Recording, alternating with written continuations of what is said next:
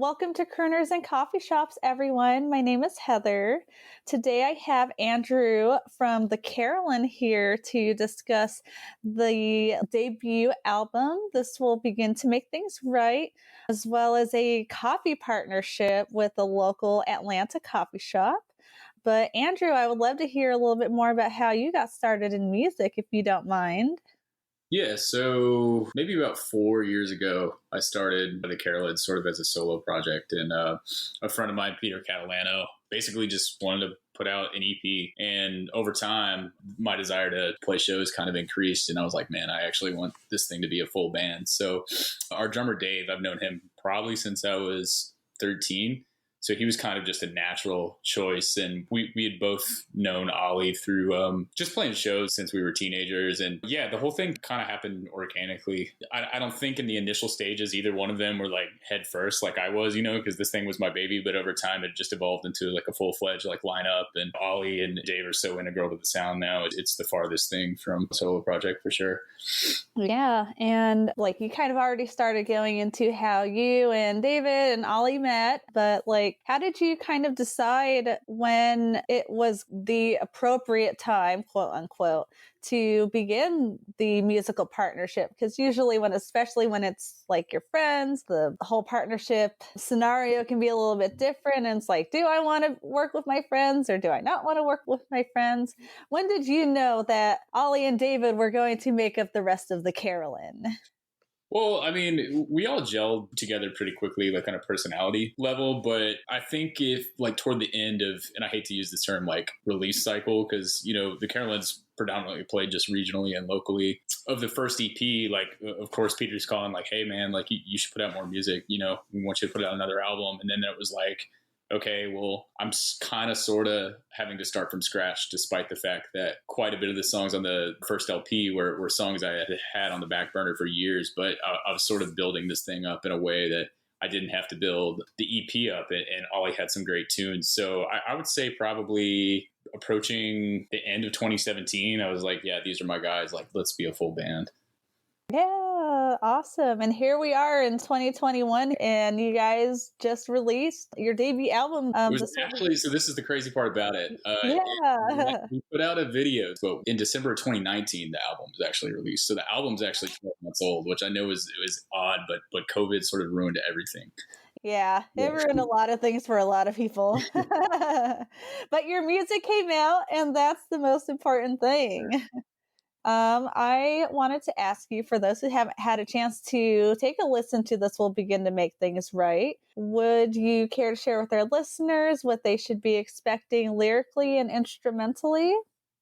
Yeah, I think Ollie and myself were pretty enamored or obsessed, if you will, with like pop culture references, specifically to movies. So even the title of the album is actually a Star Wars reference, which I didn't even know until we sort of decided on the actual title of the album.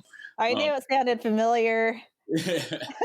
And yeah. So Ollie and myself kind of like, for whatever reason, reference movies and shows a lot and books. And I don't know if we like try to apply those things we gravitate toward our life or whatever, but they manifest themselves in whatever way. Like the song that's gained the most traction, AM, is laden with Twin Peaks references and even some references to The Shining, which are some of my favorite things. So yeah, that lyrically, I think at least on this album, that's what comprises most of the themes. Instrumentally, like it's a little bit all over the place as far as like specific tones that we were going for. Like I tried to rip off my favorite band, the Gaslight Anthem's guitar tone. Now, whether or not I succeeded is a totally separate conversation, but definitely tried to pay homage to our heroes in this like poppy punk genre. But overall, I think it's pretty straightforward, like singer-songwriter influenced punk, like the Menzingers and Lawrence Arms, Gaslight Anthem, Hot Water Music, things like that.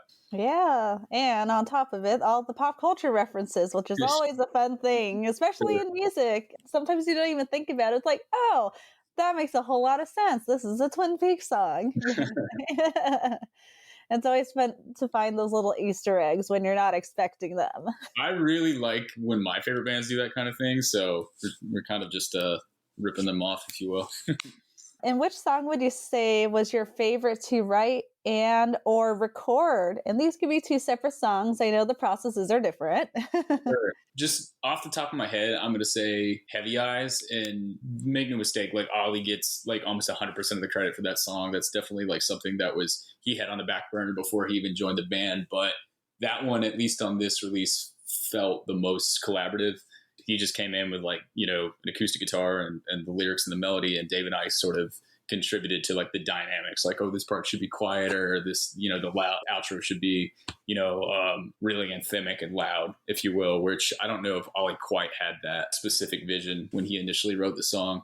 As far as recording goes, I think I'm the wrong person to ask, because I hate recording, period.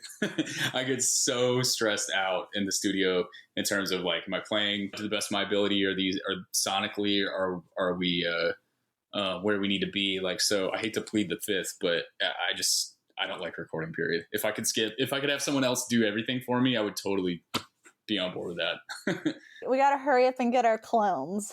Yeah, exactly. Send that other guy to the recording studio.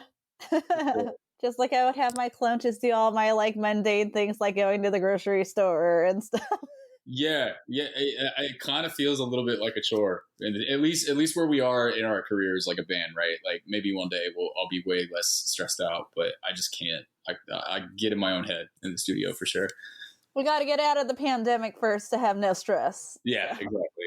I have hopes for you. I think you'll be able to get out of it. I appreciate it.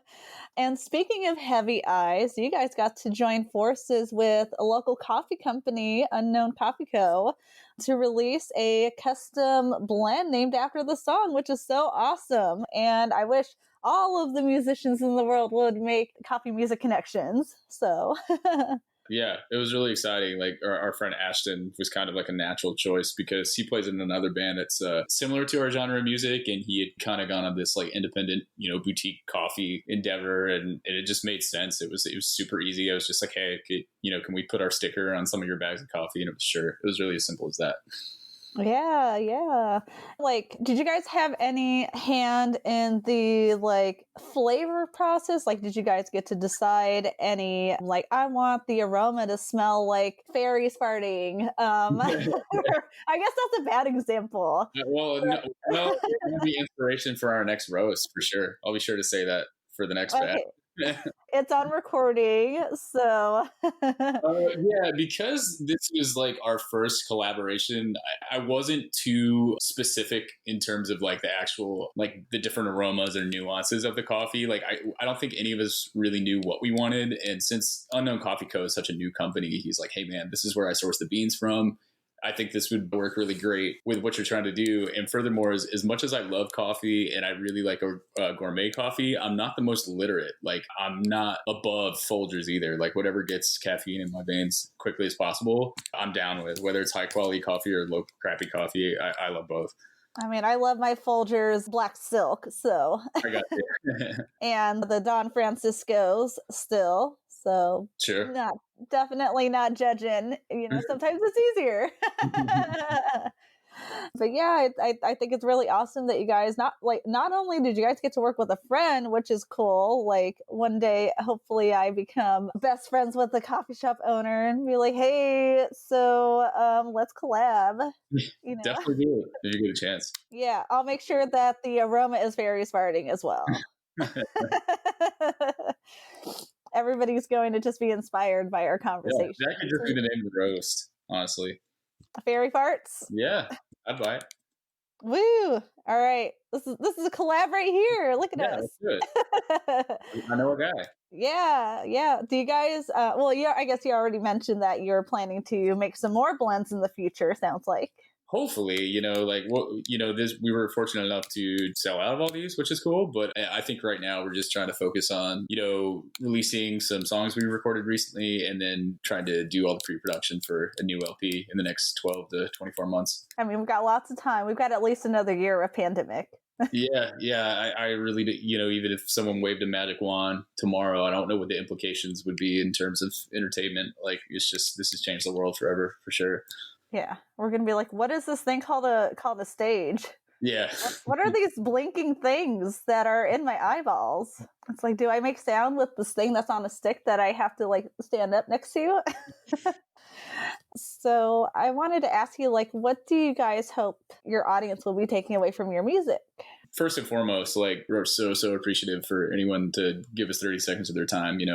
We would be doing this anyway, even if we weren't playing shows or didn't have music on the internet, just because playing music is all we've ever done. So, but if I had a choice, I mean, I guess for me, what makes me fall in love with a band is if they have music that makes me feel less alone, whether that's like the pop culture references that I relate to or anything that addresses like mental health or my personal political views. If I could check any of those boxes for a potential fan of our music, that would be really awesome. Yeah, and I'm sure whoever's listening will find some kind of solace and some kind of like, oh, I relate to Andrew and Ollie and David and such. Mm-hmm. The power of music, everybody. Yeah, I was trying to find a way without just outright saying that, but yeah, it's true. It's such a cliche term, but it really does encompass what we're trying to accomplish, I guess. Absolutely. Yeah.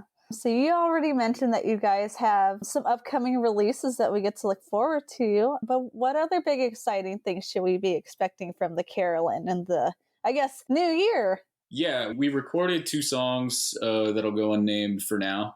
So we're excited to put those out. And then after that, we'll go back in the studio and start recording, a 10 to 12 song LP. And now whether that gets released as a full LP or gets broken up, I think that remains to be seen. But the only thing we can focus on now, other than like staying safe and being healthy and trying to do right by people, is just keep playing together and keep trying to put out new music. But as far as shows go, like, I have no idea. Like, we were supposed to be in Germany this year, and that was going to be a really big opportunity for us. And obviously that didn't happen. So outside of those things, I have no idea what's on the horizon for music in general. Well, I'm hoping 2021 is going to be a lot better and a lot more opportunities for you. And hopefully, I hope you guys get to go to Germany because it's great. Go to Oktoberfest, but only go for 2 days because you're going to get liver poisoning if you go all 4 days. We'll definitely try to avoid that. We don't need Yeah. any more trauma or stress on our liver. The pandemic has already been enough for that, I feel like. Yeah, absolutely. So to go into our coffee shop appreciation portion, here at Crooners and Coffee Shops, we love our coffee. And even though we can't go and sit in our favorite coffee shops right now, it's still always important to support local businesses, small businesses, even if it's online. I did not get a chance to physically go to a coffee shop to pick up coffee, but I did want to shout out Nimbus Coffee out in downtown LA. It's a Harry Potter themed coffee. It's right by my other job, which I also cannot go to right now because of pandemic, but I love it. They also have some really cute Harry Potter named baked goods as well. So if you are a Potterhead, definitely go to Nimbus Coffee. It's also Black owned and female owned. That's Pluses, awesome. pluses for sure. Andrew, do you have any coffee shops that you would like to shout out? Well, I think you hit the nail right on the head earlier. Obviously, I got to shout out Unknown Coffee Co.